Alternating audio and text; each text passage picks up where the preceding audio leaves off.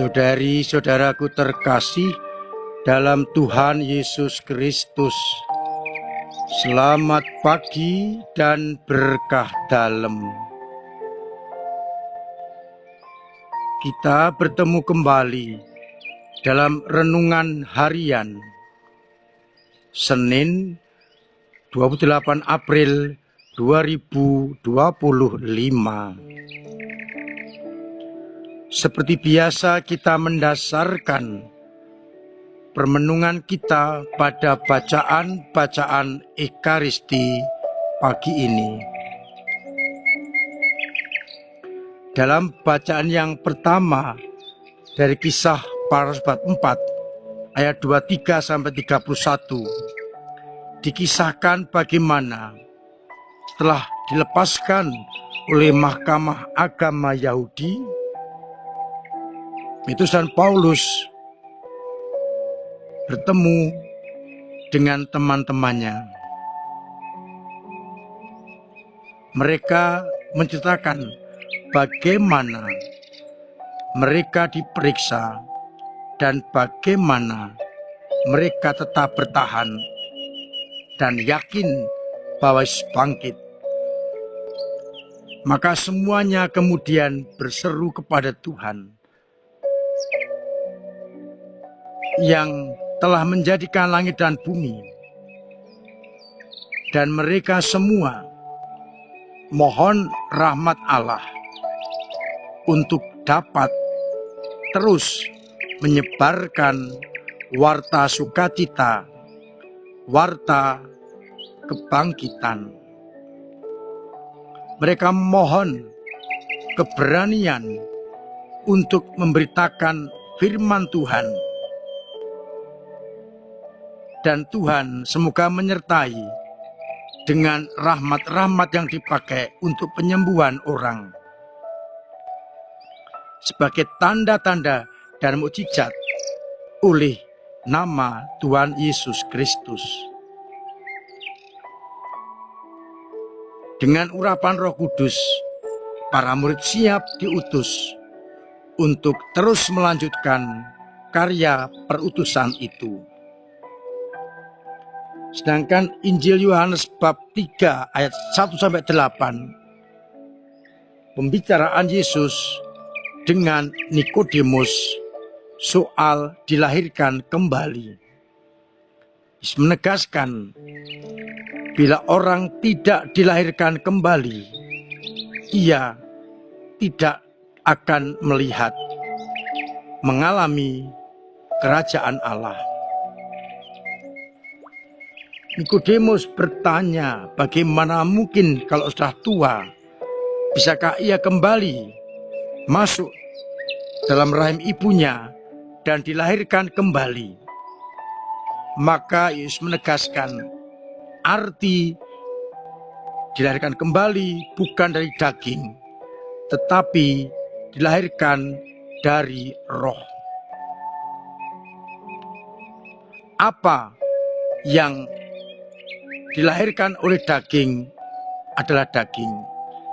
Apa yang dilahirkan dari roh adalah roh. Maka setiap orang hendaknya dilahirkan kembali dari air dan roh, yakni pembaptisan hidup baru di dalam Yesus Kristus. Saudara terkasih, dari bacaan yang pertama pesannya jelas bahwa para murid tidak akan mundur. Ia terus akan maju mewartakan kerajaan Allah.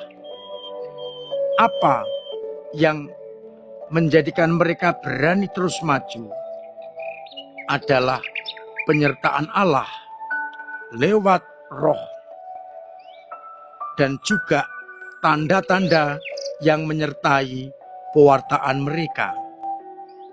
Mereka tidak lagi hidup dari diri sendiri, tapi hidup karena Roh Kudus Allah.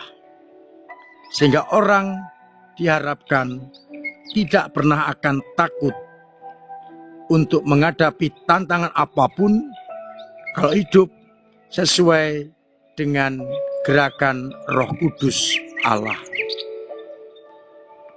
Oleh karena itu, kita diajak juga berani untuk benar-benar hidup tidak lagi mengandalkan kedagingan, tetapi mengandalkan Roh Kudus Allah. Lahir kembali berarti hidup kita ini tidak lagi dikuasai oleh kedagingan, oleh hawa nafsu, oleh duniawi, tetapi kita dikuasai oleh Roh yang telah melahirkan kembali kita menjadi anak-anak Allah. Kita diajak untuk hidup, mendasarkan hidup dari Roh yang telah diberikan oleh Allah pada waktu kita menerima sakramen baptis. Roh itulah yang akan membimbing kita, menghantar kita, menyertai kita, agar kita terjaga martabat kita sebagai anak-anak Allah. Dilahirkan kembali berarti dibaharui hidup kita. Tidak lagi hidup sebagai manusia lama yang dikuasai oleh kedagingan, egoisme, duniawi, melainkan kita dikuatkan, dikuasai oleh Roh Kudus Allah. Soalnya adalah seringkali suara roh itu tidak kita dengarkan, kalah dengan suara duniawi. Maka pada kesempatan ini kita diajak untuk berani peka akan tanda-tanda gerakan dan suara Roh Kudus Allah yang membawa kita kepada keselamatan. Biar dengan demikian kita semakin dimampukan untuk hidup menjadi anak-anak Allah. Roh itulah yang memampukan kita untuk dekat dengan Allah, dekat dengan Bapa, dan menjalin persatuan dengan Bapa dan Putra, sehingga hidup dan karya-karya kita terus akan menjadi pujian bagi nama Allah.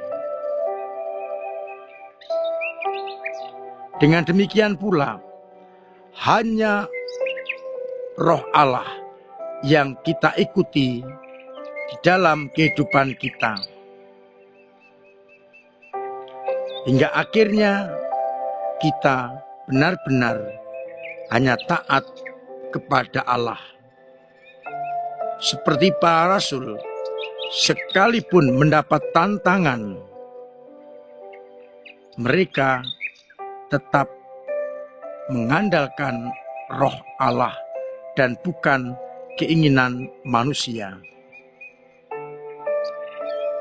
Kita mohon rahmat Allah agar kepada kita juga diberikan bantuan lewat tanda-tanda yang kita alami sebagai pengalaman Allah bekerja sampai hari ini. Semoga kita dimampukan untuk benar-benar hidup sebagai anak-anak Allah, yakni hidup yang dikuasai oleh Roh Allah dan bukan kedagingan. Mari bersama-sama kita terus menyadari akan Roh Allah yang senantiasa membimbing dan mendampingi kita. Tuhan memberkati kita sekalian. Amin. Marilah berdoa.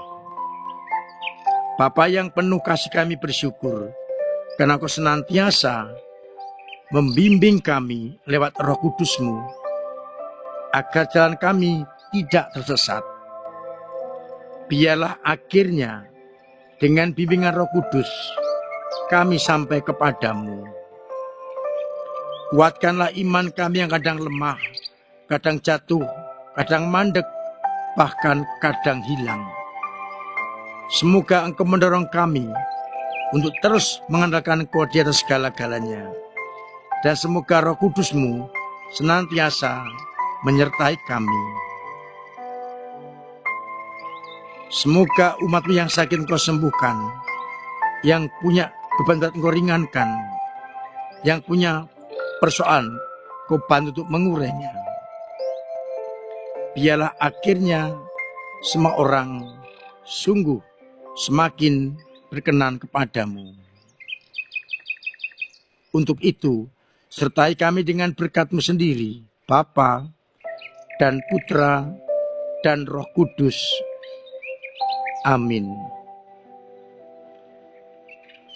Saudara terkasih, tetap saya dorong, saya ingatkan untuk memiliki pola hidup yang sehat, agar apabila kita sehat, orang lain sehat, keluarga sehat.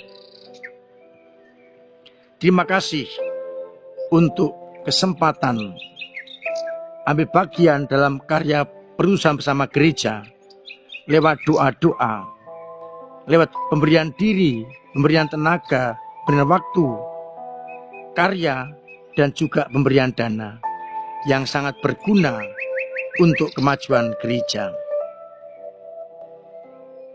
Semoga dengan perasa panjenengan, gereja semakin mampu mewartakan Injil Kerajaan Allah.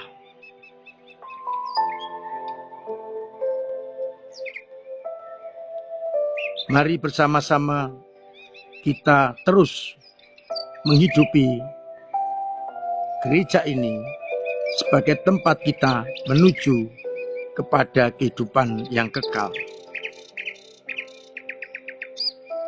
Hari Minggu tanggal 3 dan 4, Sabtu dan Minggu, akan ada penggalangan dana dari Paroki Bandung. Maka umat diharap partisipasinya untuk membantu mereka.